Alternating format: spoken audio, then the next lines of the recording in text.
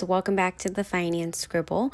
If you are new here, I make videos all about the financial aspects of life that I've learned along the way and want to share them with you. I have this case study series to help paint a picture on how or when folks can achieve financial independence with their own numbers and scenarios. These are all hypothetical numbers for now, but one day I would love for you all to submit your numbers anonymously so I can run the calculations for you and see when you could hit financial independence. If that's something you are interested in, subscribe and come back weekly for new videos. I also have a few of these videos already, so go check out the playlists. Okay, let's get started with an introduction of our family today. We have a family of 4 living in Nashville, Tennessee. Ron is 45 years old and is a doctor. Dan is 42 years old and works as an elementary school teacher. They have 2 kids, Josh and Emily. Josh is 5 and Emily is 8. They have a combined income of $540,000 with an annual expense of $204,000 or $17,000 per month. They have a total of $355,000 in retirement and $205,000 in brokerage accounts, totaling $560,000 in investments. So using my template, I'm going to calculate their FIRE number. I'll explain the spreadsheet a little before I show you the final calculations. It includes a rate of return of 7%, which is lower than the average rate of 10%, but I like to be a little more conservative. The inflation is at 3%, which is an average over a long-term period. I'm estimating that their annual raise is going to be around 5% per year.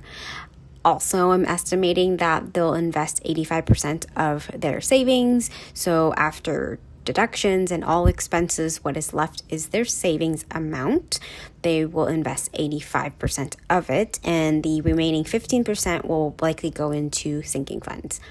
If we do the simple FIRE calculation, we would take their annual expenses of $204,000, multiply it by 25 to get $5.1 million. It's a great starting point, but I like to dig a little deeper so that the number in calculation includes increases in expenses, raises, and other variables.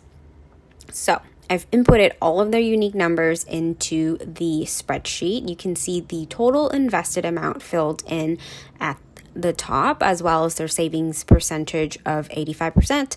That all impacts the calculations below. Let's do a little spreadsheet tour starting from left to right with column A. I have the year number, the calendar year, then it's their salary, which increases by the annual raise amount of 5% year over year.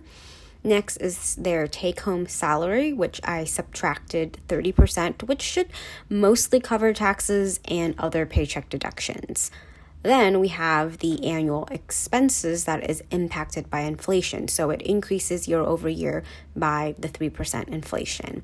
There's also the non-inflation expenses, which for Ron and Dan includes their mortgage and student debt, which has a set monthly amount and doesn't increase even if inflation increases. Also, you can see that in year 10, the non-inflation expenses actually decreases to $72,000 because Ron will be done paying off his student loans from graduate school by then. Column G is where we have the total expenses. Then we have annual savings, which is calculated by taking the take-home pay and subtract the total expenses. From there, we take 85% of that savings to get the annual invested amount of column I. Column J is then calculated by taking their current total invested amount of $560,000 and add the annual invested amount in column I to get the total invested amount of column J. The last 2 columns are the 4% withdrawal number, which is taking 4% of the total invested amount. Then the find phi column is basically looking for where the 4% withdrawal equals or almost equals the annual expenses column to get the 1-to-1 or almost 1-to-1 ratio. That's how we will find their phi number. This tells us that once Ron and Dan hit $5.6 million in total investments, they can withdraw 4% of their portfolio and generate an annual income of about $225,000 to cover their annual expenses of about $213,000.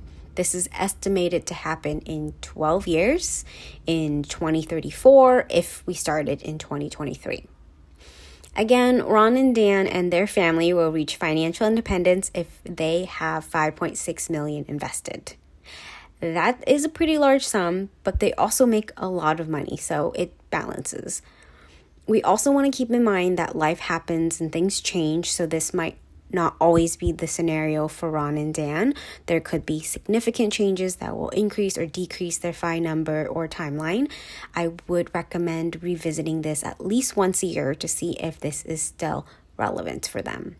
And that's it for today. Let me know what you think and if you have any changes you'd like to see in these types of videos. Also, make sure you like, share, and subscribe and come back weekly for new videos. Thanks for watching. Happy scribbling. Bye.